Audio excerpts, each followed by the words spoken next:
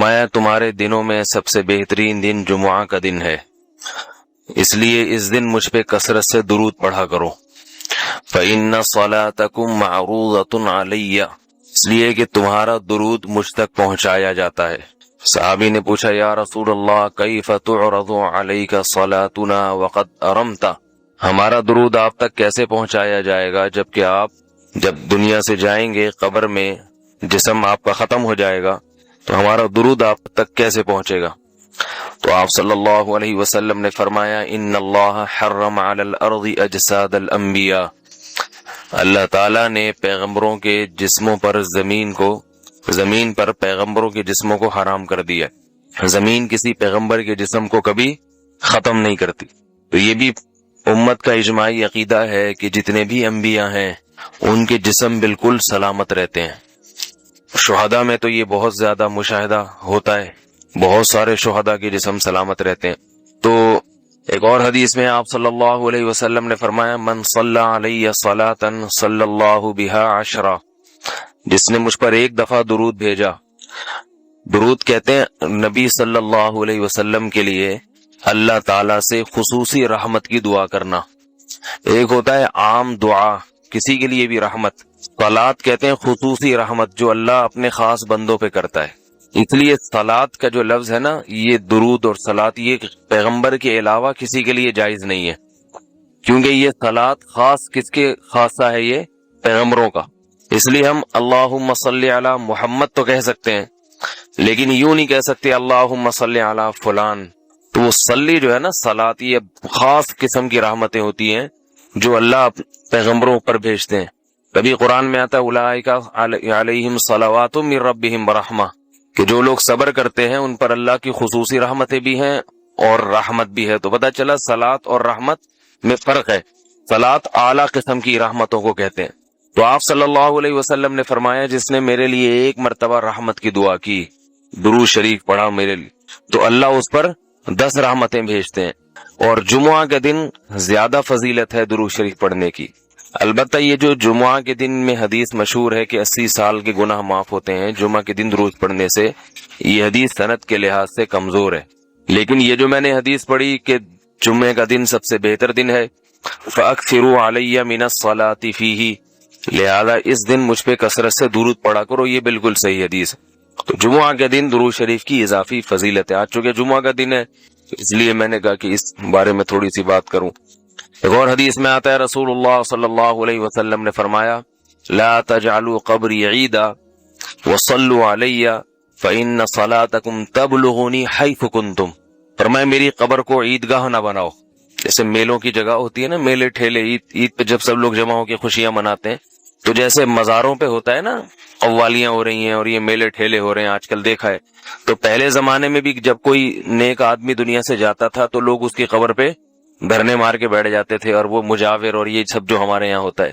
تو آپ صلی اللہ علیہ وسلم نے منع کیا کہ میری قبر کے ساتھ یہ کچھ مت کرو، البتہ مجھ پہ درود پڑھا کرو، اور فرمایا کہ تم جہاں سے بھی درود پڑھو گے یہ مجھ تک پہنچے گا۔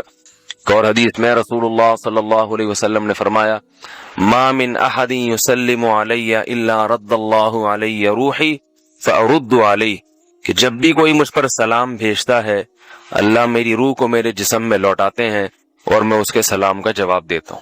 اب یہ کیسے ہوتا ہے؟ چونکہ یہ برزخی زندگی میں ہے، لہذا اس کی کیفیات میں اور گہرائی میں جانے کی اجازت نہیں ہے۔ جیسے اللہ بہتر سمجھتے ہیں یہ ہوتا ہے، اس کی حقیقت کا ہمیں علم پوری طرح نہیں ہے، برزخی زندگی ہے۔ اور حدیث میں آتا ہے رسول اللہ صلی اللہ علیہ وسلم نے فرمایا کہ رغم انف رجل ذکرت عنده فلم يصلی علی، اس شخص کی ناک خاک آلودہ ہو جائے جس کے سامنے میرا نام لیا جائے، میرا تذکرہ ہو اور وہ مجھ پہ درود نہ پڑے۔ ایک اور حدیث میں آپ صلی اللہ علیہ وسلم نے فرمایا البخیل من ذکرت عنده فلم يصلی علی، وہ شخص کنجوس ہے، بخیل ہے جس کے سامنے میرا نام آئے اور مجھ پہ درود نہ پڑے۔ یعنی اتنی بڑی شخصیت اور اتنے بڑے محسن اعظم کا تذکرہ آ رہا ہے اور اس کی زبان سے دعا بھی نہیں نکلتی، تو اس سے بڑا کنجوس دنیا میں کون ہو سکتا ہے۔ ایک اور حدیث میں آپ صلی اللہ علیہ وسلم نے ایک شخص کو دعا مانگتے ہوئے دیکھا جس نے درود شریف پڑھے بغیر دعا شروع کر دی، تو آپ صلی اللہ علیہ وسلم نے فرمایا اس نے دعا میں جلدی کی ہے۔ پھر فرمایا تم میں سے جب کسی شخص کو دعا مانگنی ہو پہلے اللہ کی حمد و ثنا پڑھے، پھر مجھ پر درود بھیجے۔ قرآن مجید میں بھی اللہ نے حکم دیا ان اللہ و ملائکتہ یصلون علی النبی، کہ اللہ اور اس کے فرشتے، اللہ بھی رحمت بھیجتے ہیں اور فرشتے بھی رحمت کی دعا کرتے ہیں۔ یا ایھا الذین آمنوا صلوا علیہ وسلموا تسلیما، اے ایمان والو تم بھی محمد صلی اللہ علیہ وسلم پر درود بھیجا کرو اور سلام بھیجا کرو۔ درود اور سلام میں فرق یہ ہے کہ درود اللہ کی رحمت اور سلامت کہتے ہیں کہ ہر برائی سے، ہر مشکل سے، ہر مصیبت سے بچائیں۔ تو کمال جبھی ہوتا ہے جب اللہ ہر شر سے بچا لیں اور اضافی رحمتیں بھی بھیجیں۔ تو علماء نے درود شریف کی حکمتوں میں لکھا ہے کہ درود شریف جو اللہ نے ہمیں پڑھنے کا حکم دیا، اس کی بنیادی وجہ تو سب کو معلوم ہے کہ سب سے زیادہ احسانات اس کائنات میں اللہ کے بعد کس کے ہیں؟ محمد صلی اللہ علیہ وسلم۔ تو آپ صلی اللہ علیہ وسلم کے احسانات سب سے زیادہ ہیں انسانیت پر۔ انسان کو انسان آپ صلی اللہ علیہ وسلم نے بنایا، اور اہل اسلام تو سب سے زیادہ ان احسانات کے تلے دبے ہوئے۔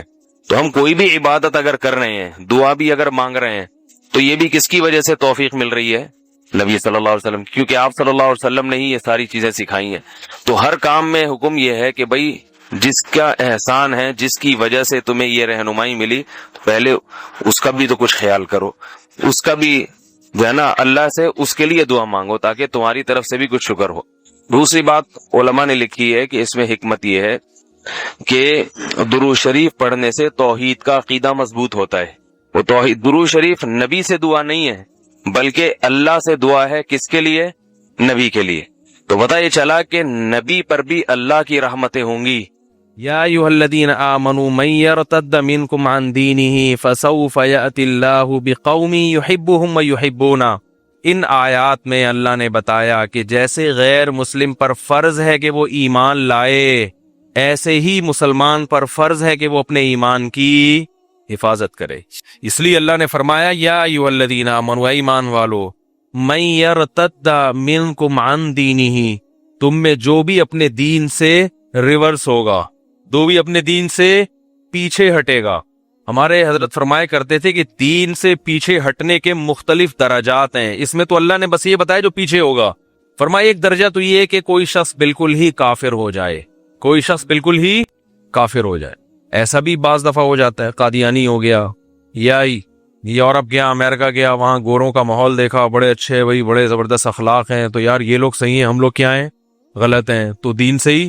وہ ایک صاحب مجھے کل کہنے لگے کہ حدیث میں آتا ہے من غش فلیس منا، ان کو تو عربی تو نہیں آتی تھی، یعنی جو ملاوٹ کرے وہ ہم میں سے نہیں ہے۔ تو کہہ رہے ہم میں تو پھر کوئی بھی ہم میں سے نہیں ہے، ہم تو سارے کیا ہو گئے؟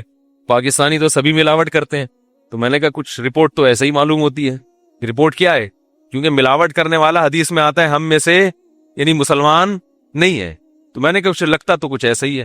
تو جاتے ہیں، ان کے معاملات دیکھے، ان کے اخلاق سے متاثر ہوئے، خواب آ گیا۔ قادیانیوں کو خواب بہت آتے ہیں، جو بھی قادیانی ہوگا نا آپ اس سے پوچھیں کیوں ہوئے، وہ کہے گا مجھے خواب آیا تھا، مجھے خواب میں یہ ہوا، مجھے یہ ہوا، مجھے فلانا ہوا، مجھے ڈمکانا ہوا، پھر کسی نے بتایا مرزا نبی ہے۔ خواب کسی کو 100% بھی روزانہ بھی آنا شروع ہو جائے نا، وہ قرآن اور حدیث پر حجت نہیں ہے۔ شریعت میں پہلے قرآن و سنت ہے، خوابوں کا درجہ اس کے بہت بعد ہے۔ خواب نبوت کا 46واں حصہ ہے، جبکہ قرآن و سنت عین نبوت ہے۔ سمجھ گئے کہ نہیں سمجھ گئے؟ یہ خوابوں نے بڑے بڑے صوفیہ کا بیڑا غرق کیا ہے۔ جب انسان نیک بنتا ہے نا تو اس کی تباہی خوابوں سے شروع ہوتی ہے، یاد رکھو۔ اس کو اچھے اچھے خواب آنا شروع ہو جاتے ہیں اور وہ سمجھتا ہے کہ میں بالکل کیا ہو گیا ہوں، پہنچ گیا ہوں۔ خواب کو میں حقیقت ہے لیکن اتنی نہیں ہے جتنی لوگوں نے بنا لی ہے۔ پہلے اعمال ہیں، اس کے بعد کیا ہے؟ ابے بول لو نا یار، خواب۔ لوگ بہت زیادہ استخارہ کر کے خواب آئے گا، پھر تو بہت ہی پروٹوکول دیتے ہیں اس خواب کو، بہت گراؤنڈ ریئلٹی کو نہیں دیکھتے، زمینی حقائق کو نہیں دیکھتے، خوابوں کو دیکھ رہے ہوتے ہیں۔ یہ خواب آیا، کاروبار بہت چمکے گا، حالانکہ سب کہہ رہے ہیں بھائی نہیں چل رہا ہے یار، سردیوں میں کون برف بیچتا ہے بھائی، دسمبر میں برف بیچ رہا ہے۔ کہہ رہے ہیں مجھے کیا آیا تھا؟ خواب آیا تھا۔ ایک ہوٹل والا ہے، ہوٹل والا، اس کی دکان چل نہیں رہی تھی، اس نے کسی پیر سے تعویذ گنڈے لیے، دکان وہ اللہ نے ویسے ہی چلانی تھی، چل گئی بھائی، کبھی نہیں چل رہی ہوتی، کبھی تھوڑے دنوں میں خود بخود چلنا شروع ہو جاتی ہے۔ تو اب اس کو اس کے پیر و مرشد نے کہہ دیا دکان تو چلیے مگر 10 بجے دکان بند کرنا ضروری ہے، اگر نہیں بند کی تو یہ کاروبار واپس ریورس ہو جائے گا۔ اب اس کے ہوٹل میں 10 بجے ٹھیک ٹھاک رش ہوتا ہے، مگر وہ پیر و مرشد کی وجہ سے کیا کر دیتا ہے؟ بند۔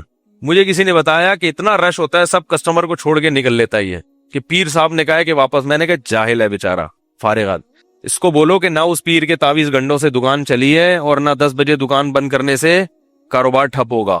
ویسے تو شریعت کا حکم ہے کہ رات جلدی سو صبح جلدی اٹھو, اس بیس پہ اگر کر رہے ہو تو ٹھیک ہے, پیر صاحب کے کہنے پہ کرنے کی ضرورت نہیں ہے. اس بیس پہ اگر کر رہے ہو بھائی رات کو جلدی سونا چاہیے صبح جلدی اٹھنا چاہیے وہ تو ٹھیک ہے, لیکن اگر پیر صاحب نے کہہ دیا کہ 10 بجے تو پیر صاحب کو بولو بھائی بس یہ تعویذ اپنے پاس رکھو, میرا کاروبار اللہ نے چلانا تھا چلا دیا. کیونکہ اگر پیر صاحب کے تعویذ سے اس طرح بزنس چل رہا ہوتا تو پھر دنیا میں کوئی بے روزگار نہیں ہوتا. میں نے کہا یہ جو پیر صاحب ہے ان کا اپنا بزنس اس تعویذ سے چل رہا ہے.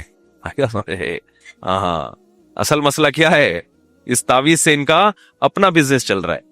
تو ایسی توہمات کی دنیا میں رہتے ہیں, جینا سیکھو تمیز کے ساتھ. توہمات جو وہمی آدمی ہے خدا کی قسم کبھی بھی سکون میں نہیں رہتا, اس کا اللہ پہ توکل تو ہوتا ہی نہیں ہے.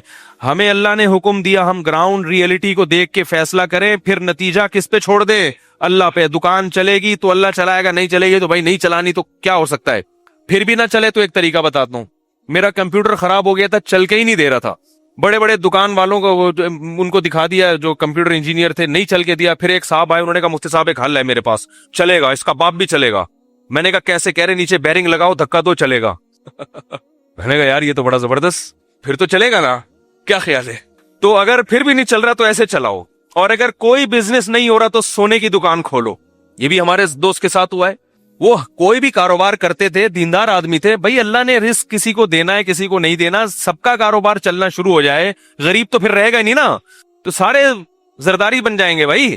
تو اللہ نے کسی کو غریب رکھنا ہے کسی کو مالدار رکھنا ہے, تو اللہ کا نظام ہے.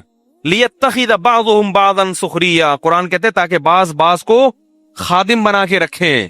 ایک صاحب مجھے کہنے لگے میں نے تجارت کی اہمیت پہ بیان دیا بہت, انہوں نے کہا تجارت کے لیے بھی تو ملازمین رکھنے پڑیں گے. تو ملازمت اگر اتنی بری چیز ہے بھائی اتنی بری چیز ہے تو ملازموں کے بغیر تو تجارت چلے گی نہیں. میں نے کہا ہم وہی مشورے دیں گے جو آپ کے لیے بہتر ہو, باقی سارے تاجر بن نہیں جائیں گے. ہم تو کہیں گے بھائی آپ کوشش کرو تجارت کی طرف, ملازم بننے کی کوشش مت کرو, کیونکہ بہت سے لوگوں میں بڑی صلاحیتیں ہوتی ہیں پھر بھی وہ کسی سیٹ کے بوٹ پالش کر رہے ہوتے ہیں, باس کی چاپلوسی میں لگے ہوتے ہیں, ہر وقت یس سر جی سر میں لگے ہوتے ہیں, لیٹ آنے پر ڈانٹ کھا رہے ہوتے ہیں اور بونس کے چکر میں لگے رہتے ہیں اور سر یس سر کرتے رہتے ہیں. تو بڑی اللہ نے اعلیٰ کی صلاحیتیں دی ہوتی ہیں, تو تھوڑا سا ادھر اس طرف آؤ. جن کو اللہ نے ملازمت کے لیے پیدا کیا ہے نا وہ رہ جائیں گے, آپ کو اللہ نے ہو سکتا ہے پیدا نہ کیا, آپ خود اپنی حماقتوں سے لگے ہوئے اس میں, تو مشورہ تو اچھا ہی دیا جائے گا نا بھائی. تو کیا کہہ رہا تھا میں, سونے کی دکان کھولیں آپ. ہمارے ایک دوست تھے کوئی کاروبار نہیں چل کے دے رہا تھا, میں ان کے پاس گیا, انہوں نے کہا یار اب اللہ کا بڑا فضل ہو گیا ہے. دیکھو جو آدمی خوش رہنا چاہتا ہے نا وہ ہر طرح سے رہ لیتا ہے, انجوائے کرتا ہے ہر چیز کو. میں نے کہا اب کہہ رہے اب تو میں نے سونے کا ڈائریکٹ سونے میں ہاتھ ڈالا ہے. میں نے کہا آپ کا تو پاپڑ کا کام نہیں چل رہا تھا پکوڑوں کا, آپ سونے پہ کیسے آ گئے ہے بھائی؟ کہہ رہے اب تو میرے ساتھ میرا بھائی بھی ہے تو 12 گھنٹے کی ڈیوٹی لگتی ہے, سونے کا کاروبار ہے. کہہ رہے 12 گھنٹے میں سوتا ہوں اور 12 گھنٹے وہ سوتے ہیں, بڑا ٹائٹ چل رہا ہے. تو کیا کہہ رہا تھا یار میں, ہاں تو خواب جو ہے نا, خواب ان کو زیادہ پہلے گراؤنڈ ریئلٹی ہے, اس کے بعد دوسرے درجے میں خواب ہے. اچھا خواب آ گیا, چلو بھائی اچھی بات ہے, اللہ کی طرف سے کچھ حوصلہ افزائی ہو رہی ہے.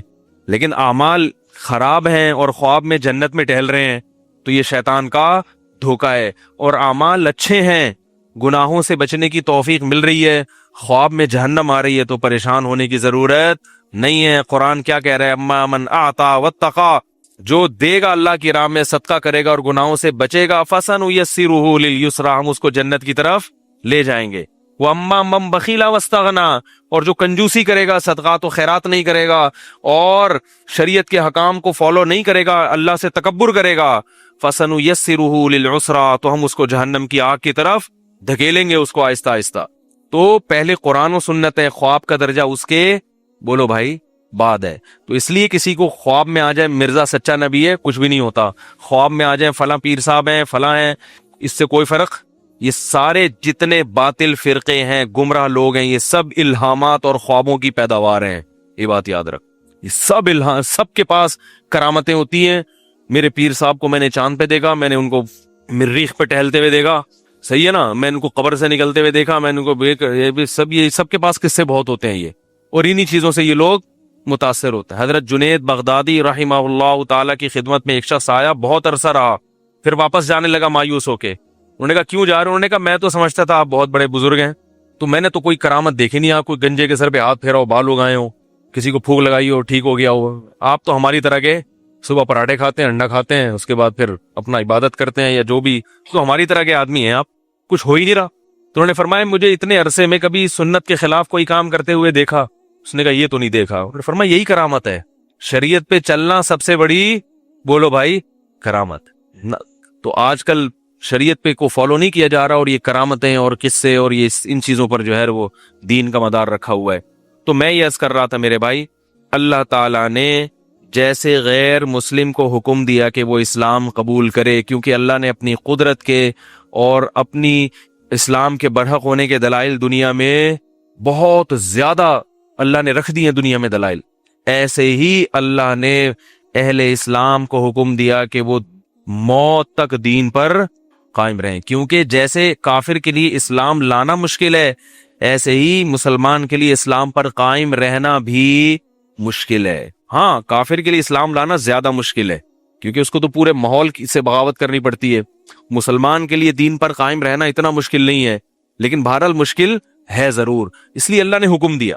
تو اب میں یہ عرض کر رہا تھا, ارتداد یعنی دین سے پیچھے ہٹنے کے مختلف درجات ہیں. ایک درجہ یہ کہ اللہ نہ کرے بالکل ہی کوئی کافر ہو جائے, اس میں خوابوں کی وجہ سے ہو گیا, یا کسی عورت کی لالچ میں ہو گیا, یا دولت کی لالچ میں, یا باہر کے ویزے میں.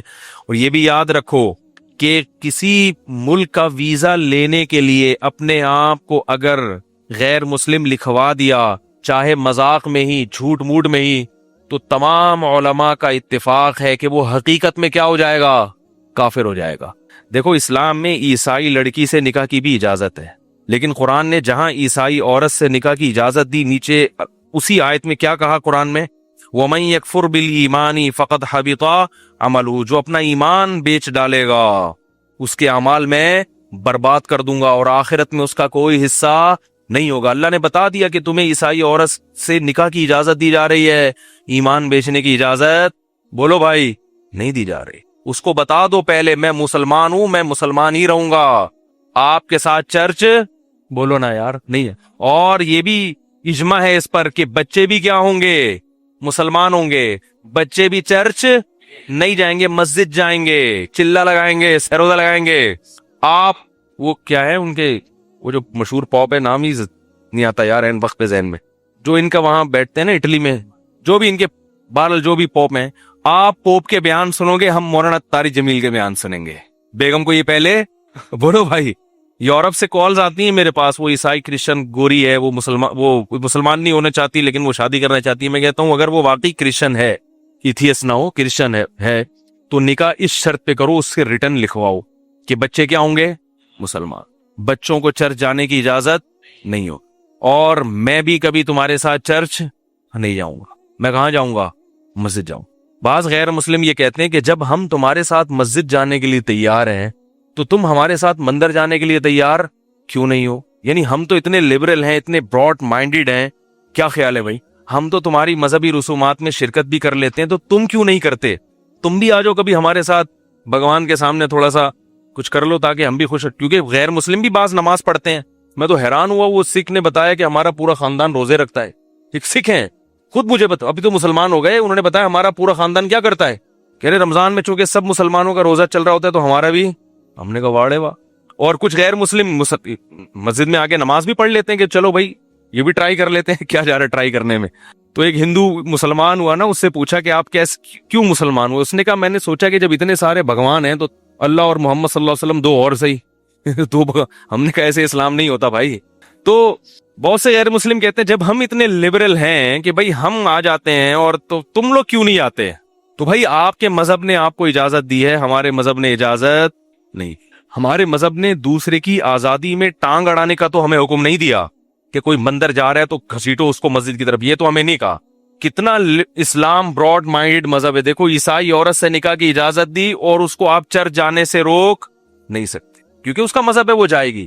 لیکن آپ یہ کہو گے بھائی ہمارے مذہب میں الاؤ نہیں ہے کہ میں آپ کے ساتھ عبادت کے لیے چرچ جاؤں, الاؤ نہیں.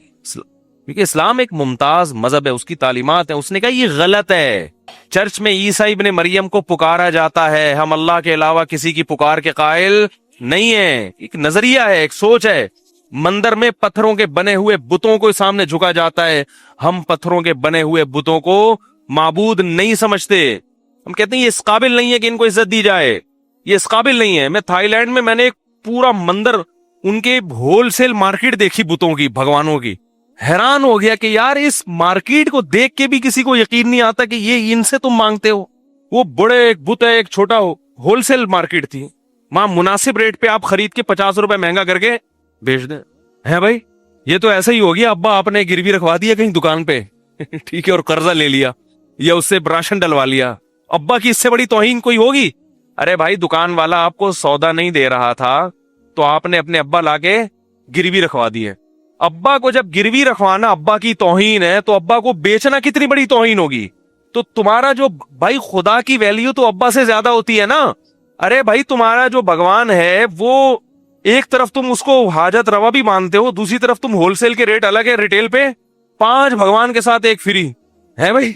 तो ठीक है, हम किसी के नजरियात को हम जबरदस्ती अपना नजरिया मुसल्लत नहीं करेंगे, लेकिन हम इबादत के लिए मंदिर जाने के कायल, हाँ वैसी विजिट के लिए जाएं कि भाई क्या हो रहा है, वो एक अलग चीज है। तो हम इसके कायल नहीं है भाई। क्यों? हम, हमारे जहन इसको कबूल नहीं करता। हम एक अल्लाह के मानने वाले हैं। और खुदा की कसम मैं हिंदुओं से कहता हूं, देखो तासुब छोड़ दो, एक अल्लाह को मान के देखो, मजा ना आए तो पैसे वापस। बड़ा मजा है एक अल्लाह को, क्योंकि आपको पता है यही सब कुछ कर सकता है। खुदा की कसम, एक अल्लाह को मानने का जो बहुत बड़ा फायदा है, अगर आपसे कभी उस अल्लाह की नाफरमानी हो तो माफी मांगने का भी अल्लाह ने उसमें मजा रखा है। हम एक अल्लाह को मानते हैं तो टेंशन ही है ना कि फिर उसकी सारी बातें माननी पड़ेंगी, बड़ी चौड़े में आ जाएंगे भाई, ये मसला होता है ना भाई। इस्लाम को फॉलो करने में गैर मुस्लिम को सबसे बड़ी टेंशन ये होती है कि इस्लाम को फॉलो करो तो इतने सारे अहकामात हैं उसमें, तो भाई उसमें तो ये भी है, उसमें तो ये भी है, उसमें तो ये भी है। ठीक है भाई, इस्लाम में बहुत सारे अहकामात हैं, लेकिन अगर उन अहकाम को आपने तोड़ दिया तो माफी का ऑप्शन भी इस्लाम ने दिया है। और वो किससे मांगनी है माफी? वो किसी मखलूक से नहीं, वो उसी अल्लाह से जिसकी नाफरमानी करके आपने उसको नाराज किया है, उसी के सामने सर झुकाओ। किसी को बताने की जरूरत नहीं है। तौहीद, अकीदा तौहीद अल्लाह की बहुत बड़ी नेमत है जो अल्लाह ने किसको दी है?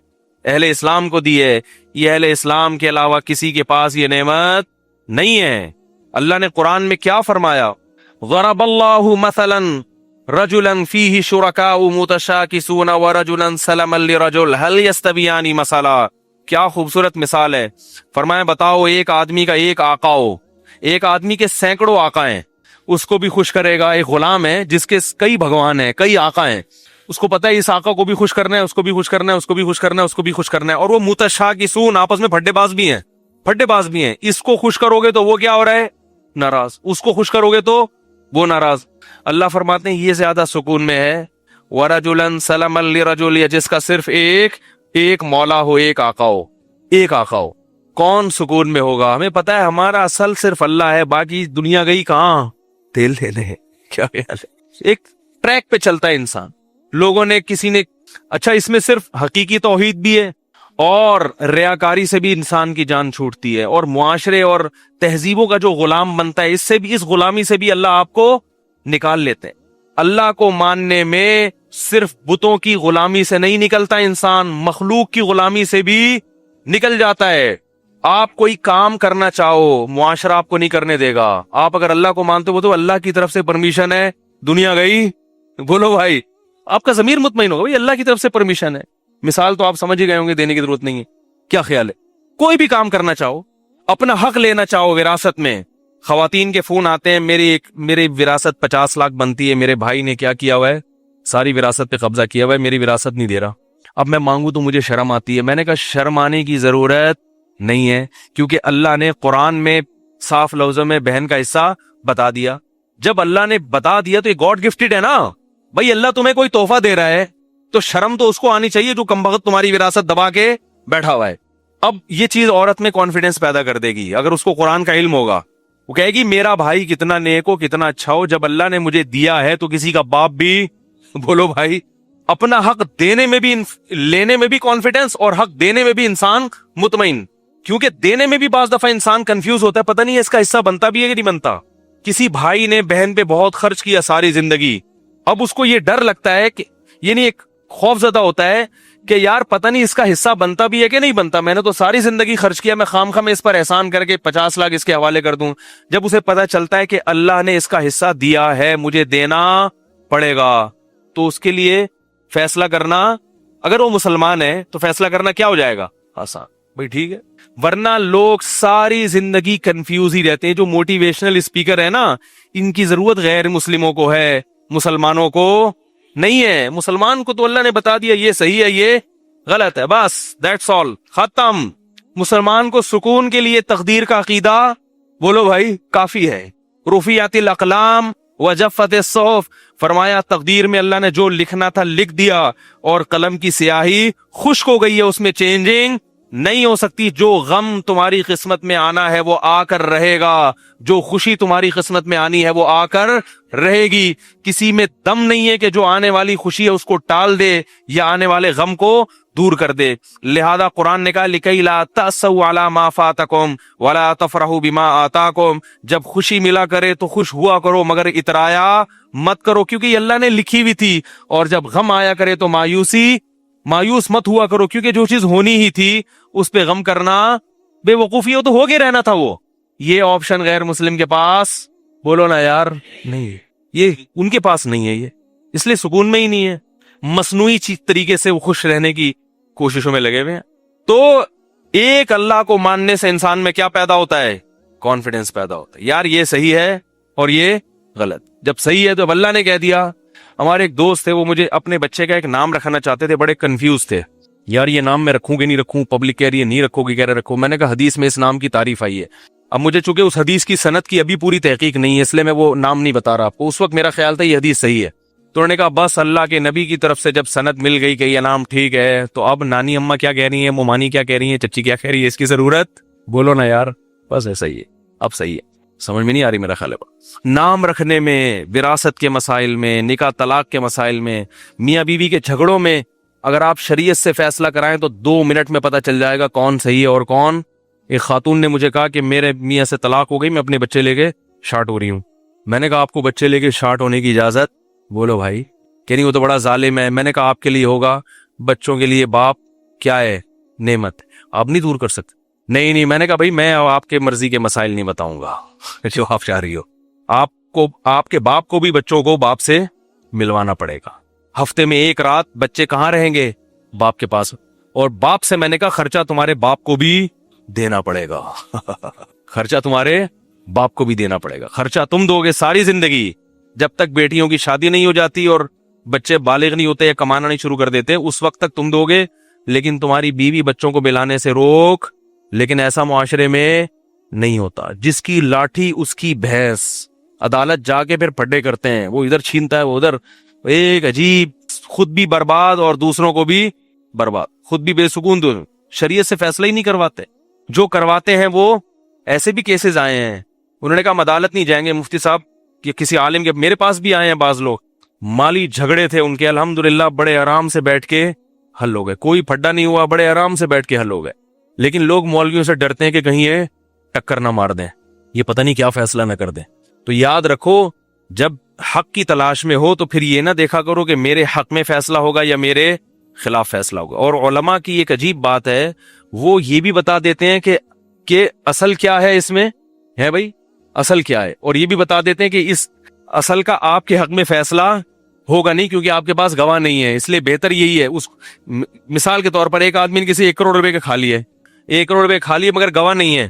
جس نے 1 کروڑ دیے ہیں اس کے پاس گواہ نہیں ہے. اب عدالت میں آپ جائیں گے نا تو عدالت آپ کو دیانتن کیا ہے, اللہ اور اللہ کا معاملہ کیا ہے وہ نہیں بتائے گی. عدالت کہی گواہ لے کر آؤ, نہیں ہے تو آپ کو کہے گی چلو جاؤ یہاں سے, گواہ نہیں ہے. مفتی کے پاس آؤ گے تو جس نے کھائے ہیں نا, مفتی اس کو پہلے اللہ کے عذاب سے ڈرائے گا, بولے گا فیصلہ تو میں تمہارے حق میں کر رہا ہوں کیونکہ گواہ نہیں ہے, لیکن یہ صرف دنیا کی حد تک فیصلہ ہوگا. آخرت میں کیا لگیں گے, طبیعت سے چترول لگیں گے ٹھیک ہے, یہ حلال نہیں ہوں گے تمہارے لیے. یہ بات جج نہیں بتائے گا کیونکہ وہ خود چند ججوں کے علاوہ وہ خود کئی لوگوں کے پیسے کھا کے بیٹھا ہوا ہوگا, بلکہ اس نے تو کھائے 1 کروڑ والے سے پیسے ہوں گے, گواہوں کو ویسے ہی سائڈ پہ لگا دیا ہوگا. بعض اوقات جھوٹے گواہ ہوتے ہیں, تو مفتی تو بتا دے گا کہ بھئی یہ گواہ ہیں, گواہ کی بیس پر فیصلہ تو تمہارے حق میں کر رہا ہوں, مگر حقیقت اللہ ہی بہتر جانتا ہے, یہ گواہ جھوٹ بول رہے ہیں تو یہ رقم تمہارے لیے حلال, کیونکہ نبی بھی یہ فیصلہ کرتے ہوئے بتاتے تھے. صحیح حدیث ہے, آپ صلی اللہ علیہ وسلم نے فرمایا روایت کا مفہوم ہے کوئی جھوٹے گواہوں کے ذریعے مجھ سے فیصلہ کروا لے تو وہ چیز اس کے لیے حلال نہیں ہوگی, وہ آگ کا ایک ٹکڑا کھا رہا ہے اپنے لیے. کئی دفعہ ایسے ہوا کہ کیس ہوا تو وہ ڈر گیا سامنے والا, تو میں نے پھر اس کو کہا جس نے دیے تھے نا پیسے, اس کو میں نے کہا دیکھو تمہارے پاس گواہ ہے نہیں, یہ دے گا ایک دھیلا نہیں, تو کیوں نہ 50 لاکھ لے کے باقی 50 لاکھ معاف کر دو. کیا خیال ہے بھائی؟ ملنے والا تو تمہیں دھیلے کا بھی نہیں ہے کیونکہ گواہی نہیں ہے تمہارے پاس. اس کو تو میں نے کہا ہم نے ڈرا دیا, ہم نے بول دیا بھائی پورے دو, لیکن اگر نہیں دے گا تو کوئی بھی کچھ کہ ہمیں کیا پتا تم سچ بول رہے ہو. اس کو ہم نے کہا بھائی دیکھ اگر وہ 50 لاکھ لے کے باقی 50 لاکھ معاف کر دے تو کم از کم 50 تو تیرے لیے حلال ہو جائیں گے نا. کیا خیال ہے اس پہ؟ کیونکہ وہ بھی مسلمان ہے, ڈرتا ہے, تو کیا ہوتا ہے پھر کوئی ایک دھیلا بھی خرچ نہیں ہوتا اور فیصلہ آرام سے ہو جاتا ہے, اور مولوی صاحب کو بھی ثواب کے علاوہ کچھ بھی نہیں ملتا. سمجھ میں آ رہی ہے بات؟ مولوی صاحب کو ثواب کے علاوہ ان فیصلوں میں بولو بھائی کچھ بھی نہیں ملتا. یہ بھی آپ کو بتا رہا ہوں, ہمارے اس میں کوئی ذاتی مفاد نہیں ہوتا. جبکہ عدالت میں لاکھوں روپے خرچ ہوتے ہیں, گالی گلوچ الگ, ہاتھ میں پھر بھی بولو بھائی کچھ نہیں آتا. تو ہمارے پاس اسلام ہے, غیر مسلموں کے پاس اسلام نہیں. ہمارے پاس لا ہے اللہ کی طرف سے نازل کردہ, اس لا کی روشنی میں ہم فیصلہ کروا سکتے ہیں. ان کے پاس کوئی آسمانی قانون نہیں ہے, اور قانون ہے تو غلط ہیں جو انہوں نے بنائے ہوئے ہیں, بہت سے قوانین غلط ہیں.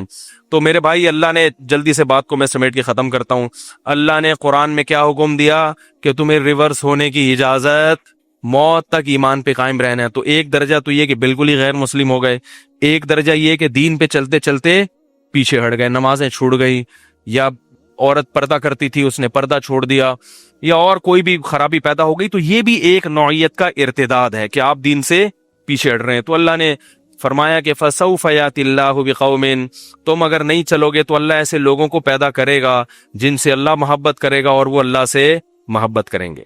تو اللہ نے بتا دیا کہ اللہ سے محبت اگر پیدا کر لو گے تو ریورس گیئر بولو بھائی نہیں لگے گا.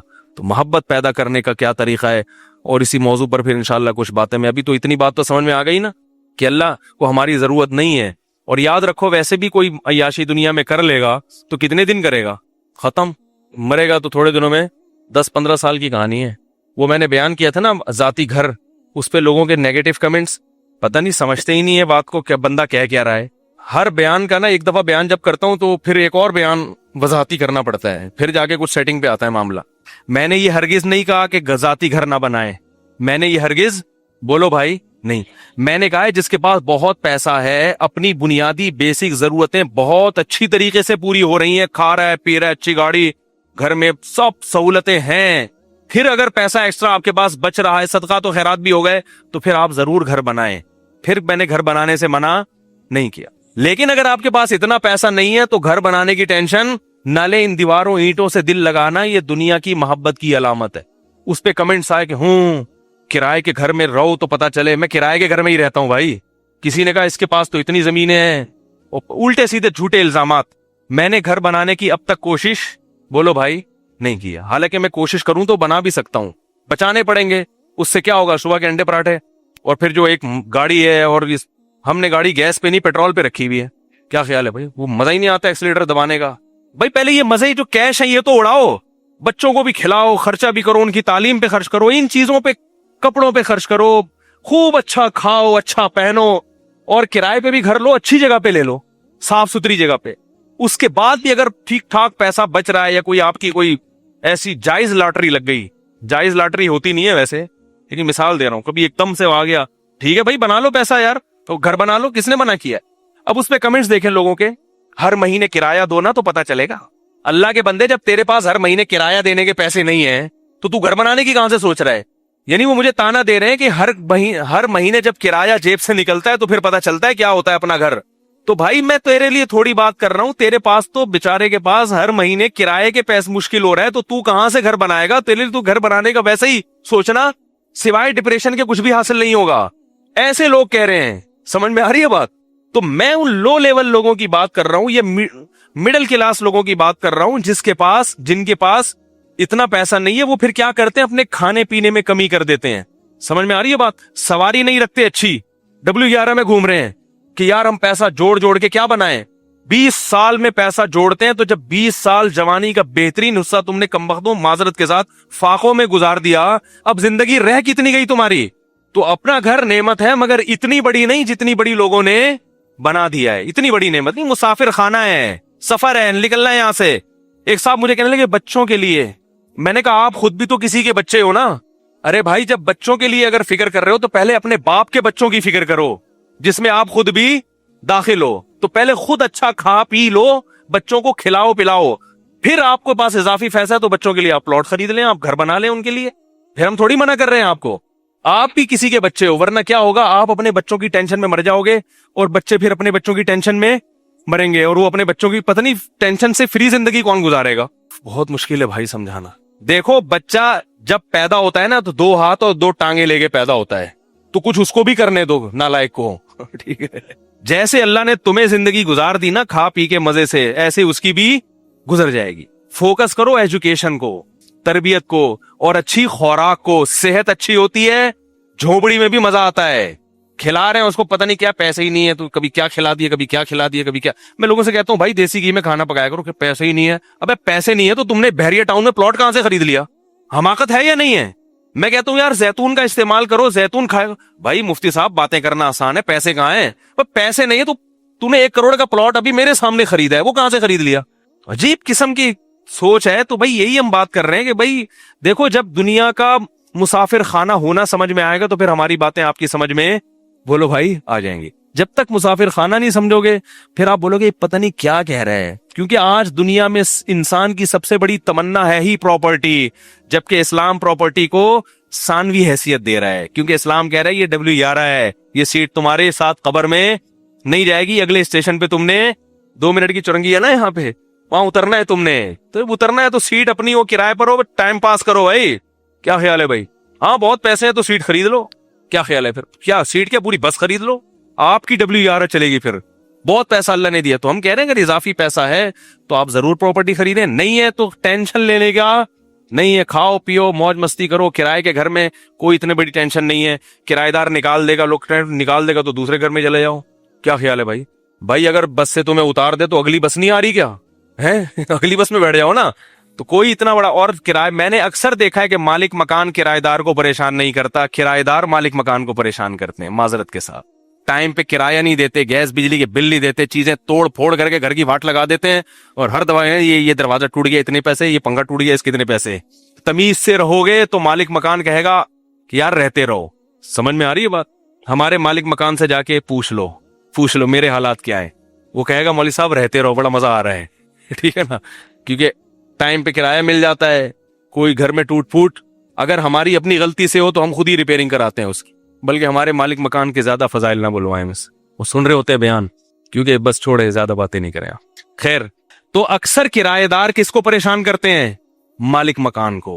अक्सर मैंने ये देखा है, घर तमीज से इस्तेमाल वाट लगा के जाते हैं। ठीक है ना? तो इसलिए लोग घर किराए पे देते हुए भी डरते हैं कि ऐसी की तैसी कर देगा। तो इसलिए जब दुनिया को मुसाफिर खाना समझोगे तो फिर मौलवी साहब की बातें आपकी समझ में आएंगी। नहीं समझोगे मुसाफिर खाना तो फिर यही बोलते रहोगे यार अपना घर, तो बाल उड़ा दो सारे टेंशन में घर की, आने वाला फिर भी कुछ भी हाथ में नहीं है। और आएगा भी उस वक्त जब बूढ़े हो जाओगे, फिर घर बनाओगे, पांव खबर में लटके होंगे, लोग कहेंगे घर देखना हजरत को नसीब नहीं हुआ, रहना नसीब नहीं हुआ। ऐसी बात है क्या? सारी जिंदगी पेट। फिर बच्चे क्या करेंगे? फौरन घर बेचेंगे विरासत में जो अब्बा ने इनके लिए बनाया था। घर बेच के फिर वो अपने घर बनाने की फिक्र में, बोलो भाई, लग जाएंगे। ना गाड़ी है, ना अच्छा कपड़ा है, ना खुराक अच्छी है, और फिर मरेंगे भी जल्दी डालडे खा खा के। तो यही सारा हिसाब चल रहा। अल्लाह ताला हमारी हिफाजत फरमाए, हमारे नजरियात को दुरुस्त फरमाए।